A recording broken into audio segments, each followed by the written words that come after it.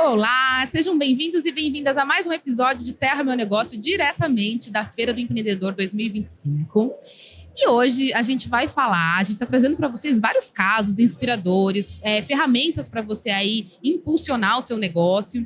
E hoje, esse episódio, ele tá bem diferente de tudo que a gente já trouxe. Ele traz um mix, né, de negócios, de oportunidades, mas que se reúnem em quase uma comunidade colaborativa, que é a Casa Matrona. Casa Matrona da Zona Leste para o mundo. E eu tô aqui com ele, que é o idealizador, o proprietário da Casa Matrona. Ivan, bem-vindo, obrigada por estar com a gente. Obrigado, viu? Obrigado pelo tempo. E Lu, eu falo que eu sou só o tiozinho do café, eu não sou proprietário, não. Eu só fui o cara que teve a ideia, só. Não, muito bom, mas eu quero que você conte essa ideia, como é que surgiu, porque me conta, hoje vocês têm são quase 50 marcas, enfim, empreendedores que se cruzam ali de alguma forma, e desde pessoas que têm produtos, né, e a gente vai falar um pouco dos produtos, mas também cultura, né, tudo se mistura na Casa Matrona. Conta pra gente desse caldeirão. É uma casa, né, então dentro de casa acontece um monte de coisa esquisita, um monte de coisa legal e treta também. Né? Quem nunca? Ô Lu, mas assim, acho que se eu pudesse te resumir, a Casa da Matrona é a primeira operação 100% colaborativa no varejo brasileiro de alimentos e bebidas. A estrutura do nosso colaborativismo, ela está em colocar em igualdade pessoas que investem em recursos financeiros e pessoas que investem em tempo e trabalho. Então, a principal ideia foi criar essa uniformidade, que infelizmente acontece ainda tanto desequilíbrio, né, na nossa distribuição de riqueza, que a nossa ideia principal foi dar voz para todo mundo. Então, imagina que tem pessoas simples que queriam ter os próprios negócios, mas tinham pouca grana. E também não queriam investir seu tempo trabalhando, queriam manter seus empregos. Esse muito é um perfil, comum, não é? Um perfil muito comum no empreendedorismo.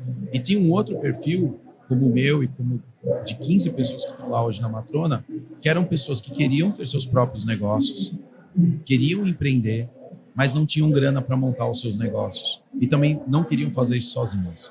Então, a gente juntou essa galera. A gente juntou uma galera com um pouco de recurso financeiro. A gente montou um fundo privado de investimento, que a gente continua num processo de captação de recurso. E a gente foi agregando pessoas que queriam trabalhar. Aí, na casa, a gente realmente se posiciona como casa. É uma casa que abriga uma torrefação de cafés, uma nano cervejaria, um bar, uma cozinha de onde saem os pratos, de onde saem os lanches, as porções, e uma área cultural. E também uma área onde a gente disponibiliza para que pequenos empreendedores e empreendedoras mostrem os seus trabalhos de forma gratuita para quem frequenta a casa. Então a gente tem um lugar físico onde a gente recebe as pessoas, né, que vão lá conhecer, e a nossa galera empreende trabalhando em várias frentes diferentes. Então, por exemplo, a gente tem pessoas que são fotógrafos. Então, eles empreendem trabalhando ali com a fotografia, outros trabalham no bar, outros trabalham na parte de cozinha e muitos no atendimento. Então, cada um fica onde se destaca melhor. E o conceito é que, ao invés do investidor de recurso financeiro retirar 100% do lucro gerado, ele retira 50% e 50% é distribuído de forma igual para quem trabalha dentro da operação. Esse é o conceito principal do colaborativismo. E a gente tem outras frentes que eu posso...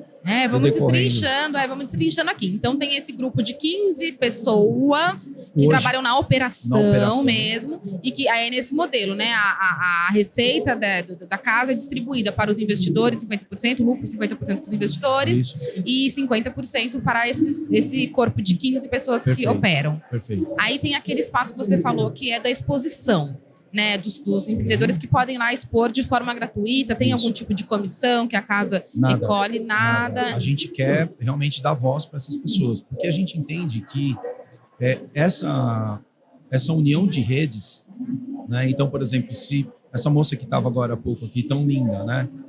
O dia que ela for lá expor o trabalho dela, ela vai dizer para as pessoas que gostam do trabalho dela onde ela está. E a casa também vai dizer quem é ela. Então, acaba tendo essa troca de público. Então, é uma coisa onde a gente entende que é bom para todo mundo. E a nossa conta ela já está fechada com o que a gente faz. A ideia é poder realmente dar espaço para essa galera poder expor as coisas. E a gente faz isso nos momentos de operação da casa. E em alguns eventos específicos que a gente promove, a gente convida essas pessoas para eles estarem lá expondo. E como que é essa curadoria, né? Quem se interessou, quem tem aí seu pequeno negócio, né? Que nem a Danega, Geleias, que estava aqui com a gente, que você citou, quer expor, entre em contato com vocês, como é que vocês fazem essa seleção?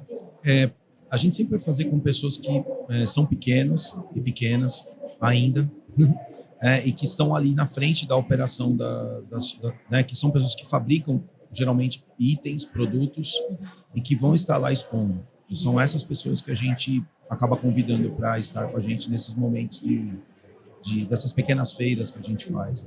Joia.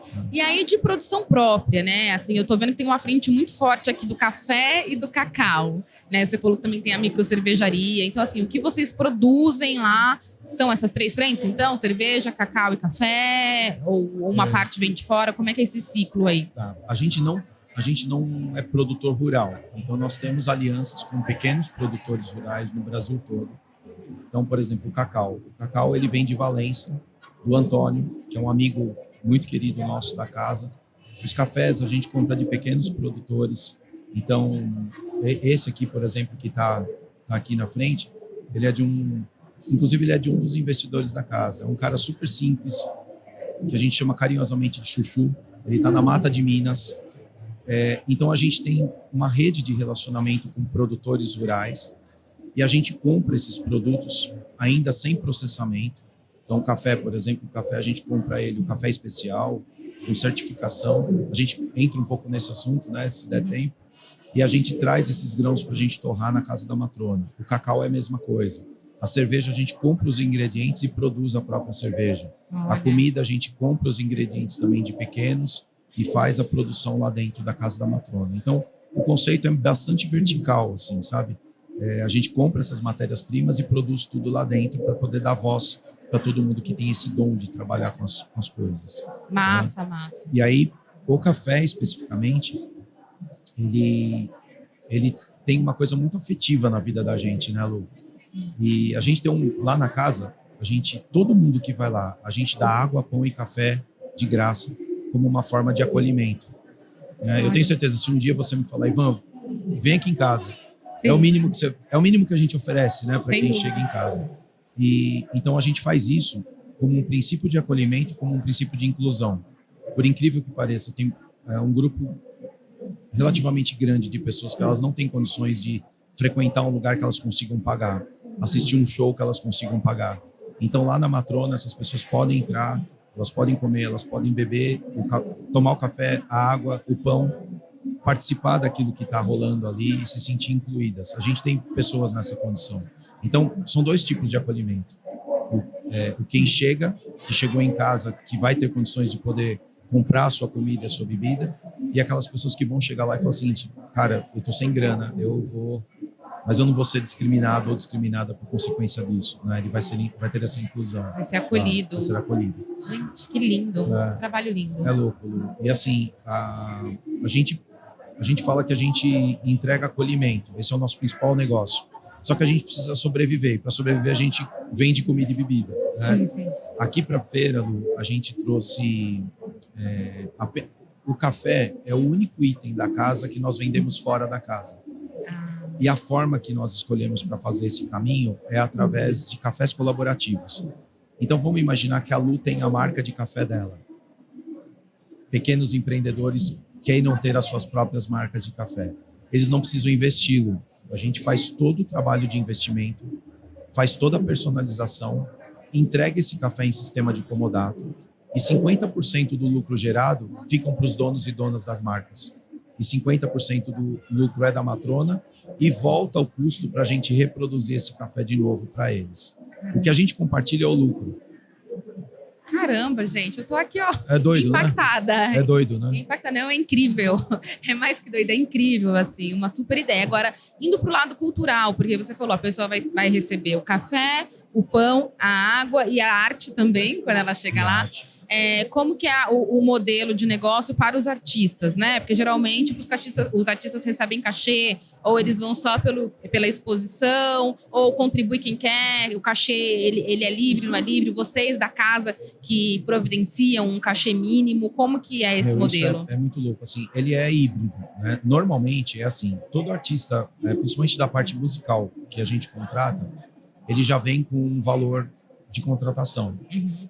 A casa ela paga isso, e o que ela pede para quem frequenta a casa é um cover colaborativo. Uhum. Então a gente chega para a galera e fala, gente, quem assistiu quem o pode show, pagar, curtiu, você tem como contribuir com 25 pila para a gente poder ajudar a pagar o artista? Porque o objetivo da casa não é ter lucro sobre as apresentações, é proporcionar para quem está lá um momento de acesso à música, de acesso à cultura. A gente também tem outras situações que o artista fala, não, hoje eu não quero um valor fechado, eu quero ficar com o valor do cover arrecadado. Tá? Então, isso é negociado. Aí você tem o trabalho de fotógrafos que são contratados, mas você tem também artistas plásticos, por exemplo, que querem mostrar o seu trabalho e eles falam, olha, eu quero ficar com a venda do valor da minha obra. Sim, né? sim. Então, são necessidades diferentes, momentos diferentes que a gente não tem algo que é engessado. A gente trabalha isso pontualmente, mas esse é o macro de como a gente trabalha com os artistas. Sim. Agora, né, embora tenha toda uma filosofia, um propósito de que o objetivo mesmo é fomentar essa rede, não é lucrar rios de dinheiros, mas sim fazer essa economia circular, todo negócio, mesmo que seja um negócio de impacto, um negócio social, também tem ali um desejo, uma vontade de crescer. A gente sempre quer crescer, a gente quer aumentar os lucros, mesmo que seja para distribuir mais os lucros, né? Como que é essa estratégia de vocês de crescimento? Você falou que só o café é vendido fora do ambiente. Vocês vendem de forma digital? Vocês vendem em algum site? Vendem pelo Instagram? E como é que vocês projetam esse crescimento, né? Para além da casa? Porque geralmente quando você está num lugar físico, você tem uma limitação. Eu consigo atender até X pessoas. E aí quando você vai para o digital, aí você está num mar aberto, né? No oceano azul. Como vocês visualizam isso? A casa tem um tamanho, né? Então, assim, a gente fez um plano de negócios quando tudo começou. Depois, se tiver tempo, eu te conto como começou. Foi por causa do caos. Pode contar, pode começar agora. Pode? Então, tá. Opa! Lu, eu trabalhava com capital intelectual, vim da área profissional de varejo, saí do mundo corporativo porque eu queria deixar minha barba crescer. Maravilhosa a barba. Pô, só você gostou, viu, Lu? Não, muito, muito da hora. O pessoal tá meio horrorizado. E em 2020 eu tive Covid, eu perdi 85% dos pulmões, tive 2 derrames, trombose e perdi a parte cognitiva. E quando você acessa a morte, você tá fletando ali com ela, eu não queria morrer aos 50 anos. Eu amo viver, eu amo gente. Eu não queria ir embora. E a quem acredite ou não acredite, né, eu fiz um pacto com o Criador e eu falei assim, porque naquele momento, além de querer viver, o que mais pegou para mim, sabe o que foi? Legado. Porque propósito, em um momento da minha vida, eu descobri qual era o propósito da minha vida. Né, eu comecei a olhar para dentro, comecei a lidar com as minhas sombras, foi tudo jóia, tomar um remedinho, né? Mas propósito, Lu, eu falei, puta, se eu morrer, não vou deixar nada que tenha impactado mais pessoas, né? E esse propósito do varejo colaborativo sempre teve no meu coração. E aí, ali naquele processo, eu tirei isso do papel. Aí depois que eu tive uma nova chance, comecei a parar de babar, voltar a pensar um pouquinho. Aí eu fiz o plano de negócios, a gente submeteu esse plano a uma análise de um economista. E você imagina o seguinte, como que você capta a grana para fazer um negócio colaborativo? Então, tem uma estrutura muito profissional de pensamento econômico nisso. Porque o que faz uma investidora ou um investidor tirar o seu dinheiro de um fundo de investimento e colocar na casa da matrona, além da questão do coração de falar, eu quero fomentar algo social? Ele tem que ter algum benefício com isso. E quando você pensa do ponto de vista de dividir, de compartilhar o lucro, que é o dividendo, é como se fosse um dividendo de uma ação, você fala, pô, eu ainda tenho que dividir 50%, né? Então, essa não é a grande promessa de riqueza para o investidor e para investidor de recurso financeiro. É a revalorização da cota. Porque quando você monta um fundo de investimento com um propósito, com um plano para você seguir, você projeta o que você vai faturar, você projeta o que você tem de custo e você mostra o quanto de dinheiro você pode gerar de lucro. A partir desse momento, essas cotas começam a aumentar o valor. Só para você ter uma ideia, quando nós começamos, a cota era vendida a R$67. Hoje já tem um valor de mercado de 200. Olha. E ela projeta chegar em 3 anos um valor de 450. Ou seja, para o investidor e para a investidora de recurso financeiro que entrou nessa, quando olha apenas o dividendo, não é um negócio legal. Sim, mas é o impacto, né? O impacto é legal pra caramba, mas do ponto de vista econômico, quando eles pensam na possibilidade de revalorização da sua cota, isso é interessante para eles, né? Então a gente conseguiu fazer com que essa coisa funcionasse, encontramos leis para que isso pudesse se adequar e isso foi como começou. Essa é a estrutura econômica. Quando você perguntou, desculpa a volta, aí eu vou responder não, é importante, a pergunta. A trajetória é importante. A gente tem um tamanho projetado para casa, né? E é isso. Ela vai chegar no momento onde ela vai estar 100% da capacidade dela, tanto de atendimento de pessoas, quanto de venda de café. Quando isso acontecer, né? Se Deus permitir que isso aconteça, a gente pode pensar depois na segunda casa. Mas nesse momento, a gente pensa em trazer para ela toda essa sustentabilidade financeira para o negócio. Então, por exemplo, o tamanho do café. Nós temos capacidade para produção e processamento de 1 tonelada de café por mês.